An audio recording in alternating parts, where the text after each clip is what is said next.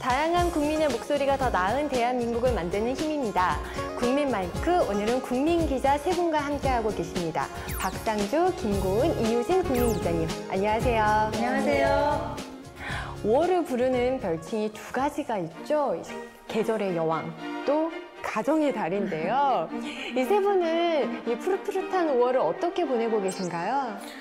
5월이 되면은 뭐 실력도 우거지고 네. 또 가정의 날을 중시하는 날도 많고 또 종교행사도 있어가지고 이 거리를 거닐면은 마음이 절로 훈훈해지기도 합니다.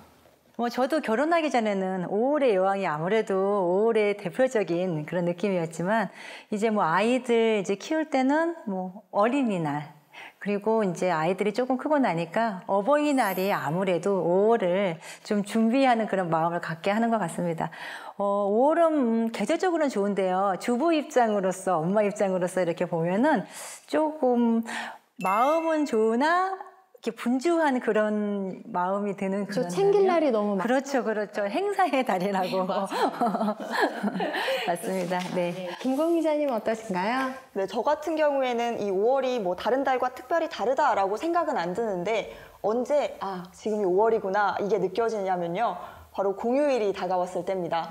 저 같은 경우에는 어버이날, 스승의 날 이렇게 챙기는 날이 많아지는데 그러면 이제서야 5월이 됐구나 하면서 이런 기념일을 챙기면서 5월을 보내게 되는 것 같습니다. 네, 저는 5월 되니까 지출이 너무 많아지더라고요. 저는 아이까지 생일이 5월이다 보니까 점점점 지갑이 너무 얇아져서 하지만 이게 또 행복의 기준이 지출과는 동일하지가 않으니까 너무 엄살을 피는 게 아닐까 혼자 자책도 하고요.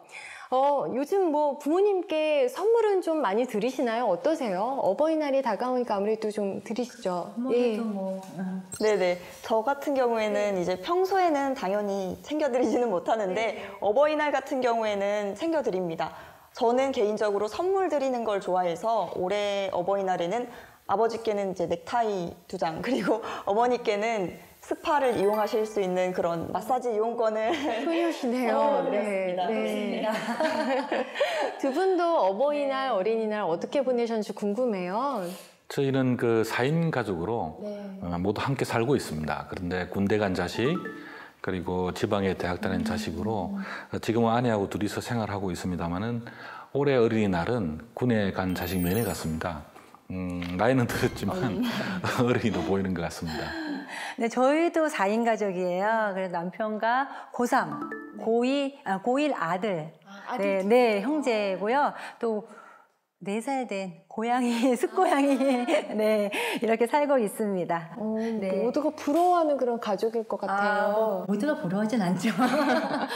식사는 가족과 함께 자주 하시나요? 식사는 평일에는 사실 힘들어요. 남편도 남편이고 아이들은 좀 일찍 등교하고 여러 가지가 있기 때문에 힘들고 대신 이제 남편이 평일에는 힘들지만 휴일 아침에 식사 한 번 정도는 마련해서 온 가족이 좀 먹자 이렇게 하는 때도 가끔 있습니다. 남편분이 주말에 늘 이렇게 식사를 함께 준비해 주시는 건가요? 늘은 아니지만요. 네. 저는 남동생이 하나 있는 4인 가족인데요.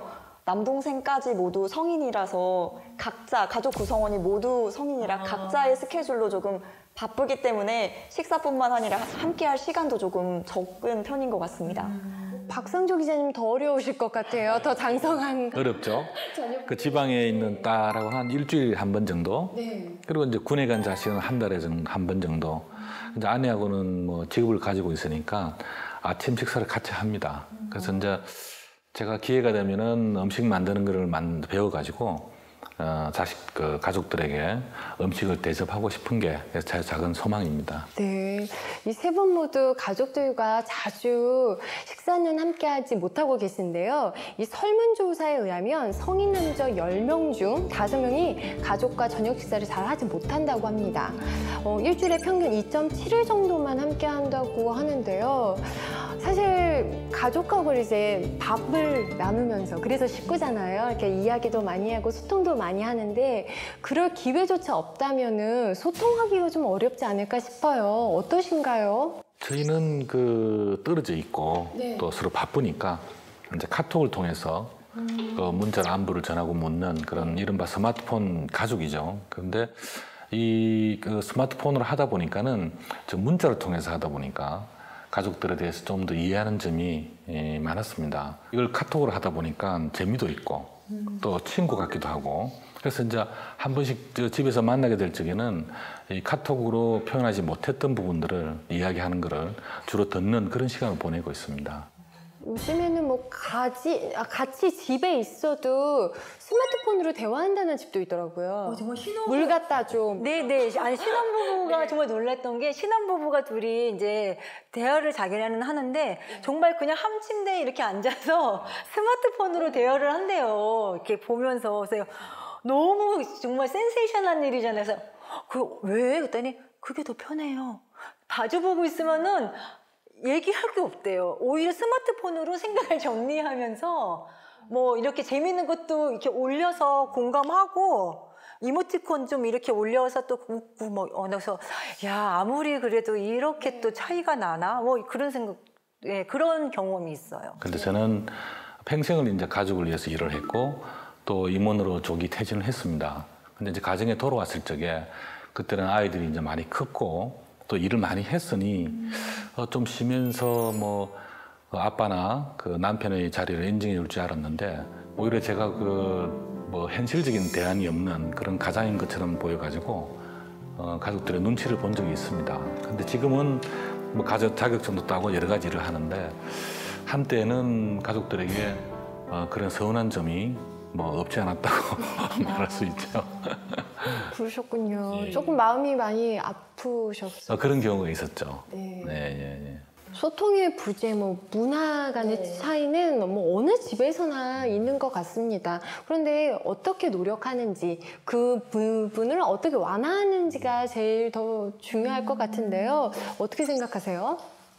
저희가 앞서서 거의 다 모든 가족들이 카톡으로 많이 얘기를 한다 이런 얘기를 했는데 물론 그것도 바쁜 어떤 현대인의 생활에서 그것도 상당히 좋기는 하지만 그래도 제일 좋은 건 얼굴을 맞대고 살을 맞대고 이야기를 나누는 게 아무래도 가장 좋지 않을까 생각을 합니다. 그래서 대화를 통해 서로를 이해하는 과정이 가장 정말 이제 기본적이지만 가장 중요한 거라고 생각을 해서 같이 있는 자리에서는 아까 말씀하셨던 것처럼 같이 있는 자리에서는 핸드폰을 보지 않고 적어도 일부러 의식적으로 치워두고 이야기를 하려고 하는 것이 조금 대안이 될 수 있지 않을까. 맞아요. 요즘에 눈빛을 보면서 이야기하는 게 워낙 어렵다 보니까 그런 게임도 있잖아요. 눈빛 보고 10초 이상 있게 뭐 이런 것도 있잖아요. 이런 게 의식적으로도 좀 필요하지 않나 저도 그런 생각을 요즘 하고 있어요. 그래요. 그 맞장구를 친다는 말이 있습니다. 그래서 뭐 들어주고 뭐 이해하는 것이 이제 소통인데 한마디로 이제 저는 공감이라고 봅니다. 생활 공동체를 유지하기 위해서 그 의식주로 해결해야 하는 가정으로서는 다분히 이제 주관적인 입장에 설 수밖에 없는 거죠. 그런데 가정을 행복하게 이렇게 만들기 위해서는 공감을 갖는다, 공감을 만든다는 것이 굉장히 중요한 일이다. 그래서 어떻게 하면 또 이렇게 하면은 어떻게 보면 친구가 되고 또 선배가 되고 또 이제 정다운 그 부모가 될 것이다 이렇게 봅니다. 지금까지 이제 세 분의 그 가정 이야기 그리고 행복한 가정을 위해서 소통하는 방법에 대해서 이야기를 나눴었는데요. 이제는 조금 무거운 이야기를 해봐야 될 것 같아요. 요즘 우리나라 가족의 형태가 많이 바뀌고 있어요. 예전에 핵가족화 막 이렇게 이야기했는데 요즘에는 1인 가정도 많이 늘어나고요. 다 경제적인 이유가 가장 많은 이유로 꼽히고 있다고 해요. 비혼을 생각하는 젊은이들에 대해서 어떤 입장이신가요? 저 같은 경우에도 지금 비혼을 말씀해 주셨는데 저 같은 경우에도 사실 소위 말하는 비혼주의자거든요. 근데 요즘에는 제 또래에서 그런 친구들이 참 많은데 그게 저 같은 경우에는 제가 결혼을 하거나 아이를 낳거나 했을 때 저한테 긍정적인 부분이 거의 없다고 생각을 하기 때문에 그런 선택을 생각을 했습니다. 왜냐하면 아직까지도 여성의 경우에는 특히 뭐 결혼을 한다거나 아니면은 아이를 낳는다거나 하면은 직장을 다니는 데 있어서 불이익이 없다고 말을 할 수가 없거든요. 그래서 커리어를 쌓고 싶다라고 생각하는 저 같은 경우에는 결혼이나 출산이 상당히 꺼려지는 게 조금 사실입니다. 또 연결해서 어떻게 보면은 사회적으로 이혼율도 워낙 우리나라가 높다고 많이 보도가 되고 있잖아요. 그 우리나라가 세계 최고의 이혼율을 달성하고 있는데 그거에 대해서 또 박선조 국민기자님은 어떻게 생각하시나요? 그 대화부족, 그러니까 가족끼리의 대화부족, 네.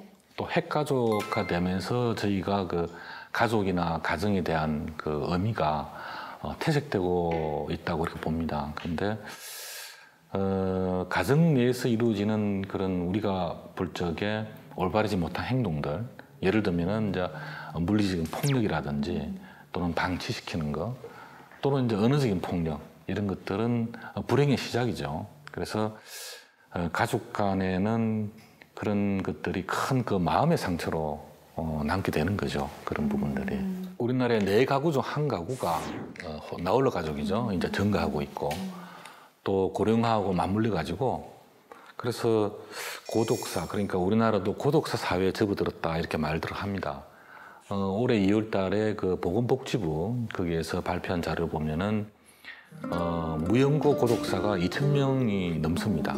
그 중에 그 노인들 65세 이상이 차지하는 비율이 40% 정도, 10명이 4명이죠. 그리고 또 매년 65세 이상 노인이 5만 명씩 증가하고 있어요. 그래서 이런 고독사는 그 공동체, 가정 공동체 해체로 나타나는 문제라서 아주 슬픈 그런 현실입니다. 이런 이야기를 들어보면은 이 행복한 가정을 만들기 위해서는 나, 개인, 그리고 가정이 노력해야 되지만 사회적으로나 국가적으로나 중요한 역할을 해야 되지 않나 싶어요. 어떻게 생각하세요?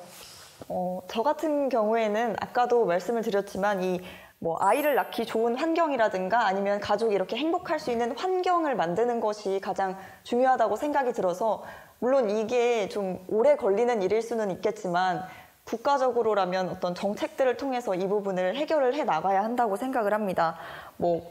거시적으로는 근무 시간을 조금 단축하고 휴일을 보장해 주어서 이제 가족들과 함께 할 수 있는 시간을 많이 늘린다든가 아니면 학생들 같은 경우에는 지금도 정해져 있는 걸로 알고 있기는 한데 학원 시간이라든가 이런 거에 대해서 공교육 개시를 높이고 사교육을 조금 잡는 방향으로 가서 아이들이 너무 공부에만 매달리지 않고 조금 행복할 수 있는 사회가 되어야 하지 않나 생각합니다. 마지막으로 가정의 달 5월을 맞아서 함께 나누고 싶은 말씀 있으면 전해주셨으면 좋겠어요. 그 생활 공동체를 구성하는 것은 그 사회생활의 밑거름이자 원동력이 됩니다. 그래서 가족 간에 집에서 맛있는 음식을 나눠 같이 먹으면서 때로는 친구처럼, 때로는 선배처럼 허심탄회하게 얘기할 수 있는 그런 분위기의 가정이 되었으면 좋겠습니다. 제가 이제 가정의 달을 맞이해서 이제 어느 분이 동영상을 하나 보내주셨어요. 근데 그 동영상 내용이 뭐냐면은 핸드폰에 그 가족을 한 말 선정해서 사랑해라고 얘기를 하는 거예요. 엄마 사랑해. 아빠 사랑해요. 사랑합니다. 엄마 사랑해. 그러면 이제 그 가족들이 어떻게 반응을 하나. 근데 하나같이 다들 그 사랑의 말을 하면서 너무 아이같이 기뻐하고 또 울기도 하시고. 나는 사랑해. 엄마. 눈물 날 것 같다. 사랑해. 왜? 뜬금없이 사랑해 샀네. 힘든 일 없어? 사랑해란 말이 정말 짧은 말이지만 이게 정말 쉽게 그냥 지나치는 말이 아니라는 말을 생각을 하게 됐고, 그래서 이 가족 간의 소통과 부재도 누가 한 사람이 그냥 사랑해라고만 말을 하더라도 그 가족들 간의 이 화합과 이런 부분이 충분하게 될 수 있으라고 생각이 들고, 또 작은 바람이지만 오늘 이렇게 같이 하신 분들이나 또 이 방송을 보는 우리 방송 가족분들도 정말 당장 옆에 분한테 사랑해라고 얘기를 하시든가 아니면 정말 전화를 해서 사랑해 이렇게 정말 말을 하시면 정말 어느 달보다 풍성하고 행복한 그런 5월이 되지 않을까 바라봅니다. 진심이 묻어나서 더 따뜻하게 느껴지는 말씀이셨을 것 같습니다. 세 분 말씀 너무 감사합니다.